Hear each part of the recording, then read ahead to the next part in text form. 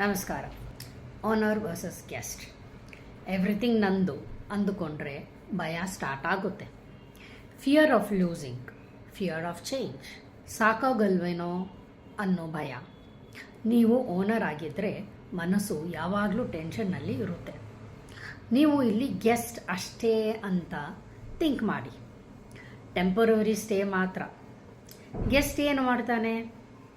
Enjoy ಮಾಡ್ತಾನೆ, appreciate ಮಾಡ್ತಾನೆ, but ಕಚ್ಚಿ ಹಿಡಿಯಲ್ಲ. ಬೆಳಗ್ಗೆ 10 ಸೆಕೆಂಡ್ ಹೇಳಿ, ಇವತ್ತು ನಾನು ಗೆಸ್ಟ್, ಎಲ್ಲವನ್ನೂ ಅನುಭವಿಸ್ತೀನಿ, ಅಂಟಿಕೊಳ್ಳಲ್ಲ.